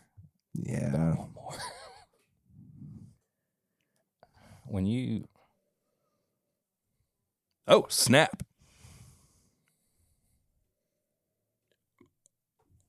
Oh, Completely different. yours is a little greener. Mine smells more like a single barrel rye. Yeah. Yours smells more like a single barrel wheated bourbon. Yeah. Even though they're both high rye bourbon. Yeah, mine is very rye. Yours Dadgum, dude. I think off the nose right now, I like the smell of mine better. I would prefer yours over. I would prefer, yeah, for sure. Like, it's kind of like a mood thing. Like, if I was in the mood Yeah. for a rye, it's almost like a... Yours is definitely smell like a wheated bourbon. You know what's funny? Okay, where I'm going with this at the moment, yours feels more like it's curated for a restaurant. Like it's a little bit more malleable to dishes or to, you know, pairings, experiences, And yours whatever. smells This more is- like a whiskey, like a bourbon nerd. Yeah. Like Yeah. people who are really into bourbon. This is what they're looking for. I'm not mad at either one. I'm not either, man. There's a savory note on there too. Mm. All right. which Dixon. one first. Brother. When's he getting back on this podcast? Before the end of the year. Okay. That's the goal. God. Let's start with yours, All I right. think. All right. Cheers. Think it and sink it. It's still green. It's rye. That It's tastes, it's like a rye whiskey. that tastes like a 13, 14-year-old rye that's like a special offering. Mm-hmm. Like it's got that special rye. And it's crazy that it's a bourbon. I mean, it is high rye bourbon. It is, but it tastes like a actual rye. My butt hurts. I've been sitting for way too long today. Like looking at some of the special ryes I have, like You know, this competes with like Michter's 10. Yeah. It reminds me a lot of New Riff rye. If a new Riff rye was like 10 years old. Yeah. But it's got the same kind of like DNA to it, I feel like.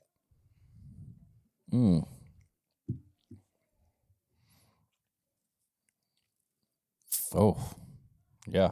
Oh, it's toasted too. I know it's double barreled, but like you get like a toast. Yeah. That toast. That. Oh my God! I wish that. I wish that. You like, okay? No, I wish that we were like we didn't have any responsibility at all for the rest of the day. I know. We could have just stayed down here. And well, I mean, Because don't. But part of me. Lucy and Eden aren't at home. Well, yeah, we gotta get you home. Well, yeah, that's true. Part of me wanna wants come over? I got kid stuff. You don't play with katanas in the basement? God. Friggin'. No, part of me, this tastes like a Michter's toasted rye. Yeah. There's marshmallow, there's graham cracker on it. This tastes like a toasted rye product. And like I've got some of, that's what I was saying. I got some over there and I was like, we could compare it, but like those are just as much proof of these. Yep. All right. Rinse the palate. Yeah, I'm feeling that. Yeah, that tastes like a Michter's toasted rye. All right. And this was 52, barrel 52. Do we know how many of these he did? I don't know. I mean, but that smells like WLW. it really does. It's crazy. It's so intensely barrel and char heavy, which I'm not mad about by any means. What's proprietary mean? Like it's his own. So he did these mash bills? Mm-hmm. This is Dixon's whiskey. Freaking genius. This smells like a wheated bourbon. This smells like a WLW to me. Okay, let's go in. It's crazy that there's like toasted coconut on there too. Yo. That's a happy place. That's special. That's special. That is that's a strawberry biscuit on Christmas. It's like a little bit of peppermint, but you're eating a strawberry biscuit. It's still blown my mind that that's not a wheated bourbon. Yeah. It's butter and icing. Mm-hmm. That strawberry is so prominent. Mm-hmm. But there's this like underlying spice to it. That's peppermint. I get a peppermint spice. I get a peppermint strawberry biscuit. On the other one, I get a s'more, like a special s'more. Brother. I may have just changed the way I started thinking about 2024. I may just have to keep getting more of these. Well, these came out last year. I know, but like they came out right at the tail end, and Kentucky wasn't even getting a lot of them. Mm-hmm. Only thing that I'm really missing, and this is just a purely subjective thing, I don't think that either of them have like a very viscous, oily mouthfeel. I was going to say they're not thick, like a older, and what are they say the age on these? Mm-mm. So we don't know the age, but we're talking. I think we're both thinking the same thing.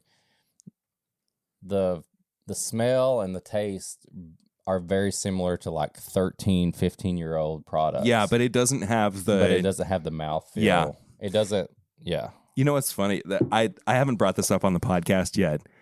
On Chad and Sarah's best of 2023 video, they were going through their categories that they established on their ranking system, right?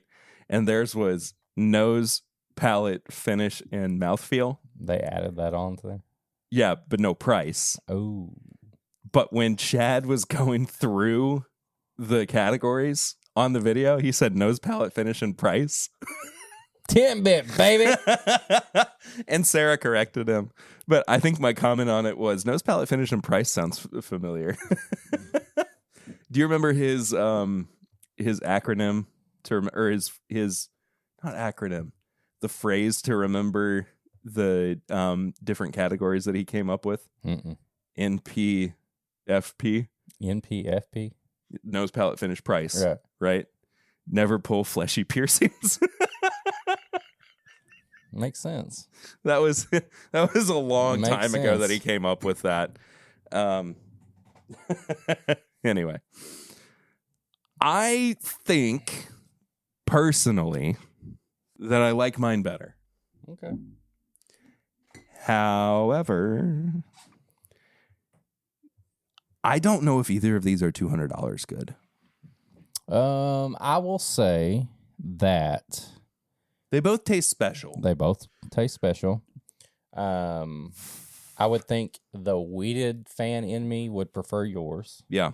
I think the also special rye fan of me who loves. Mm-hmm. I mean, if you look back at any Thomas review H. I do, Handy's, if you hear me Victor's say Rise. anything about special ryes, when it comes to a freaking s'more finish or a s'more taste, Yeah. I love it. It's almost like they are in line with a whole collection of stuff. Mm-hmm. Which they are. I mean, they they're are single barrels of the same line. And I think both of us, knowing Dixon, he would want us to say what we think. And I would say, I'm not going to harp on the price. $200 is a lot of money. I mean, I got mine for $190 because a little discount. No, I paid $200. Yeah, well, either way, it's $190, $200. It's all the same. Yep. Yeah, that's expensive. I think if I saw these about $125 to $135, yeah, I would be on my phone right now, messaging people to be like, I want more. Look out for them. Don't give me 52. Don't give me 44. Or 44. I want another one. I would collect like a whole lineup of these. This is your new Willet single barrel. Isn't it? It is. Now, this is very likely going to be the only bottle that I get of this. I maybe get a couple more. I believe that. But personally, yes. Like this was a splurge.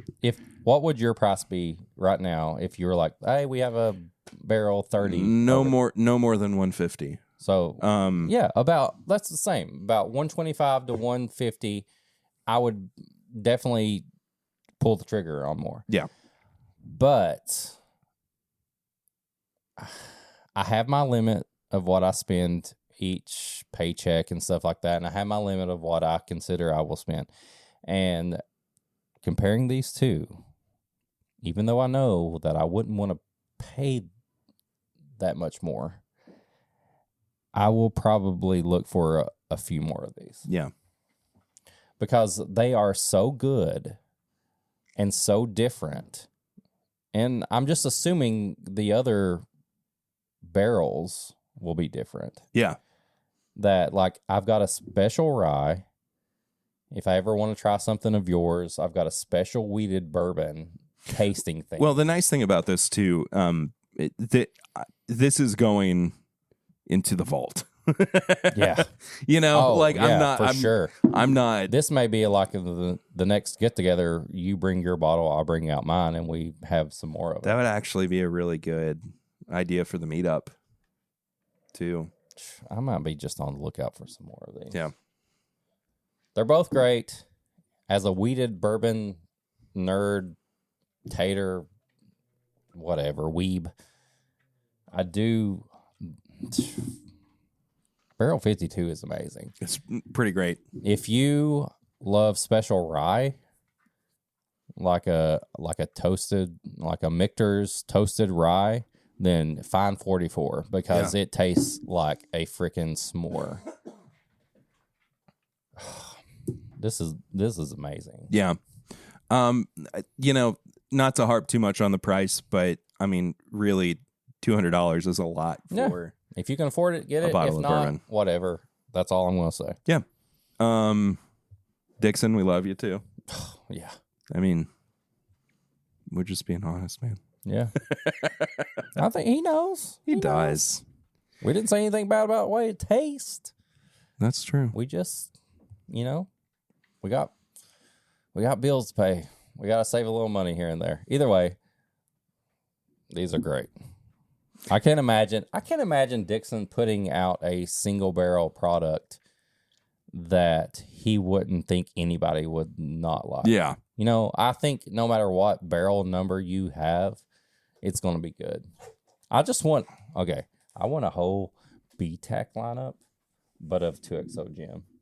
Ooh. We got the rye, we got the wheated. We need like a hardcore, like GTS. High rye bourbon. Yeah, we need like a lower, I know they're all the same proof, but we need something that tastes like it's a little lower proof and a little older. For sure. I would love that. I thought it would be fun. You know what else is fun? What? Barrel rings. Give it to me. We got 2 barrel rings this week. This is the segment where you can call in or text in, and we will listen to or read it out on the show. That number, though, that you can communicate with is 859-428-8253. sir. 859-428-8253. We are more than happy to... I don't know where that sentence was going. Here's Bill. Of course it is. What's going on, boys? It's Bill. I'm back. I did this one a little bit earlier, so there wasn't any, worry that I wasn't living up to my expectations or your expectations of me, Eric. Anyway, so I was thinking about this. Eric actually really likes me, and I now know why.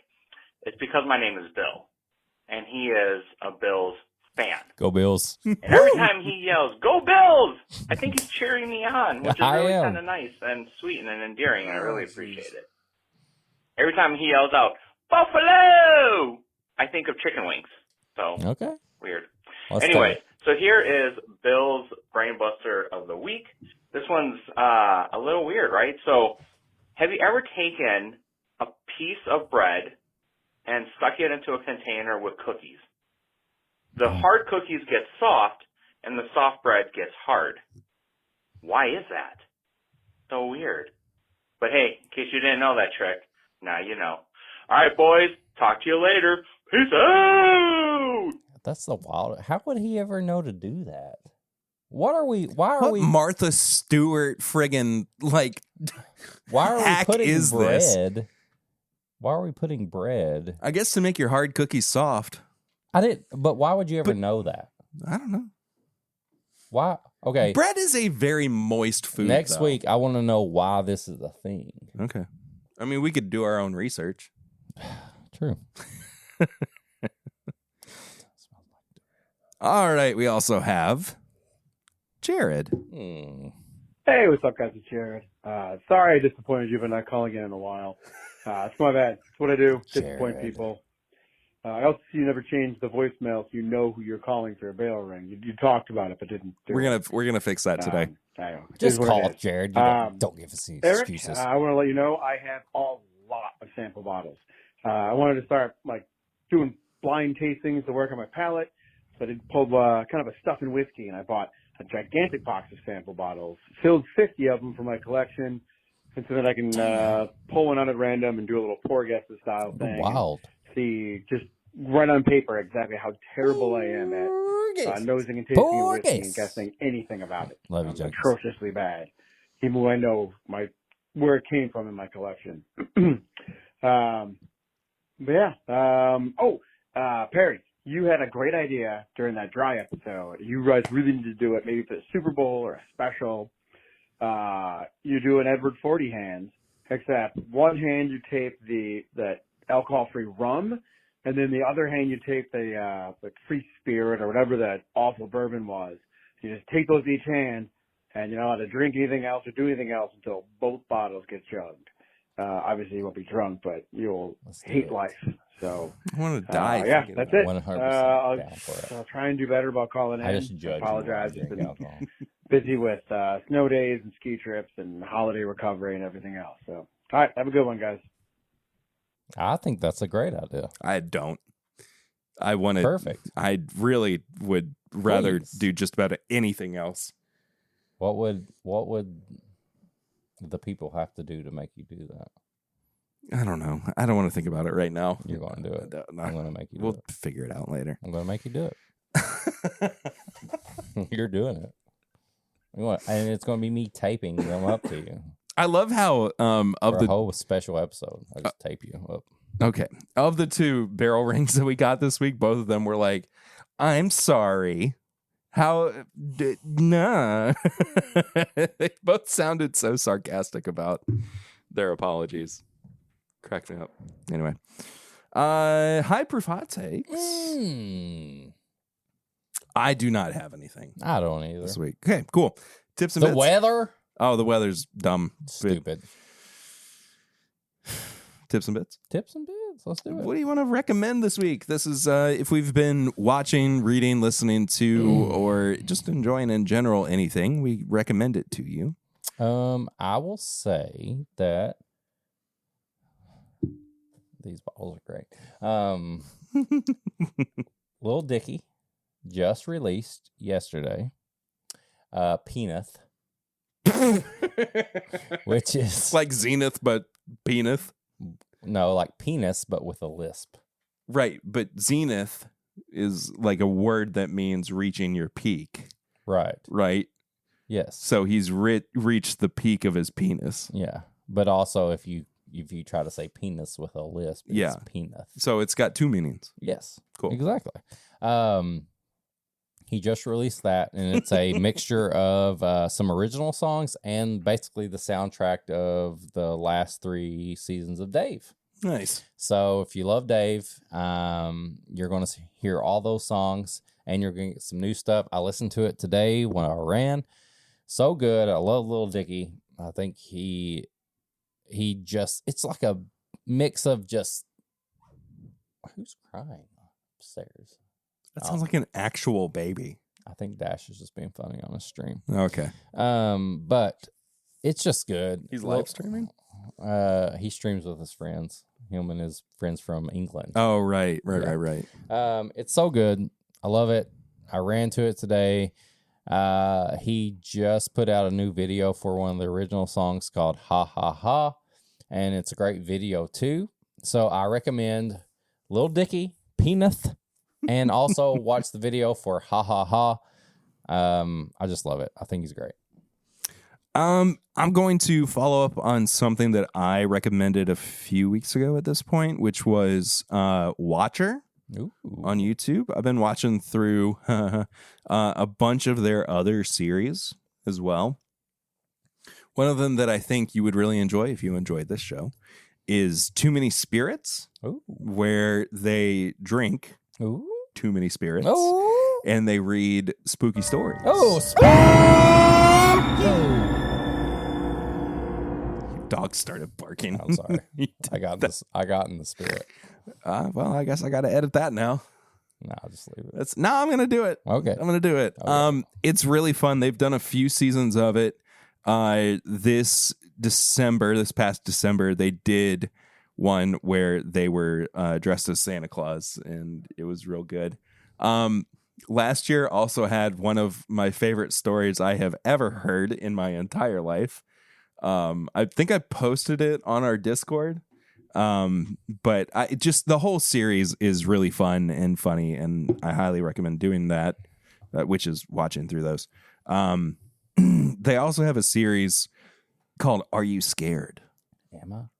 I don't know. Are you? I don't know. All right. Where they also read scary stories. But they dissect them too, and it's just fun. I think sounds fun. They're two guys who used to work at BuzzFeed. They had a show at BuzzFeed called BuzzFeed Unsolved, which was true crime, but they also did some like supernatural stuff as well. Nice. I haven't watched any of it, but it's supposed to be fantastic. Cool. So I definitely want to recommend what they do. And then I beat Super Mario RPG. Oh, this shit. week Did too. you get? Okay, there's one spot when I played that on Super Nintendo that I could never beat. It was about a quarter through, and it was like a piranha plant section. Did we talk about this? I think so. Maybe we did. You probably killed it in like 3 seconds. I I was probably didn't- dumb enough. I was probably too dumb when I was a little kid. Dude, I was dumb enough too at that point too. But such a great game. It looks amazing, remastered and everything. They have included cutscenes that weren't in the original, of course. Nice. Just fun. It's kind of a mindless RPG. I don't know if people listening are fans of role-playing games or not. Compare it to Final Fantasy. Not less thinking. Oh, definitely. Same kind of like equipment and combat system for sure. Smaller graphics. Yes, and less story based. Okay. As well. Yeah. I think Final Fantasy wins so many accolades just based on how deep their story So good. is. I haven't played a Final Fantasy in years. You got But- now that you have the PlayStation 4, you got to play Yeah. the one before the current one. Well, I want to go back and just play the older ones as well. Yeah, play them too. I remember there was one that was on the Super Nintendo that I kept trying to play 3? when I think so. Mm-hmm. And I was just not good at it. Well, at that point. you'll be all right. So anyway, You'll be all right. that's a show. That is a show. I was getting ready to. Did you swallow some spit Yeah, there? I did. I'm leaving this in, by the way. Okay, but also you can go to patreon.com/mybourbonpodcast for as little as $1 a month, like we said earlier. But at $5, you can get all the bonus stuff. We talk about where are they at? Where did I put that glass?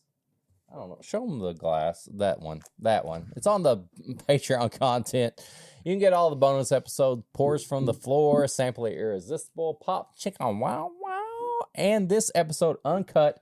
Go to patreon.com/mybourbonpodcast for $5. You get all that stuff. Also, we are going to have some big announcements coming up on the Patreon soon. Just first in the know, Yeah, I suppose. you just want to know. But if you want to send us, aka Perry, an email, you can send an email to thisismybourbonshop@gmail.com. If you want to know where to send stuff, you want to ask a question, something personal that you may not want, like in the Discord that you can get on patreon.com. Send it to that. If you want to get some merch, bourbonshop.threadless.com. Perry puts all the stuff up. There's random sales and all that. You can get that there. If you want to follow us on all social media, you can follow this guy personally, P. Ritter 1792. You can follow me at Whiskey Mutant, and you can follow the show as a whole at My Bourbon Pod. We post weekly episode updates. I do pairings. Perry will do really good like pictures and stuff when he posts on his stuff, and Thanks. that's what you do. Well, no, I appreciate They're it. better than my pictures. I'm just saying. I went to art school. I know.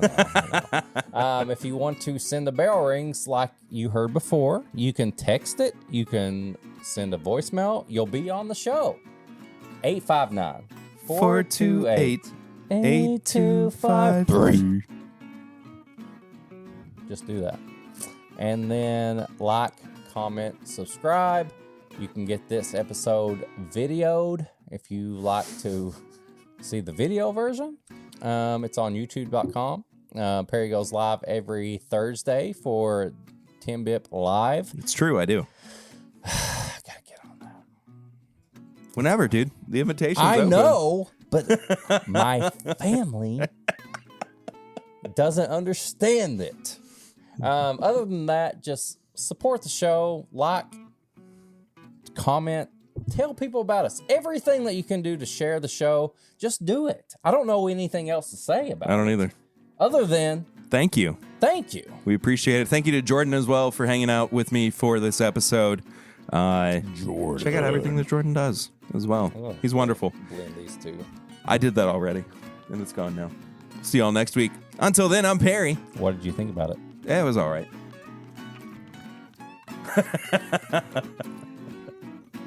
Pretty good. Yeah, not as good as the individual parts. I'm Eric, the Whiskey Mutant. And this is my Bourbon Podcast.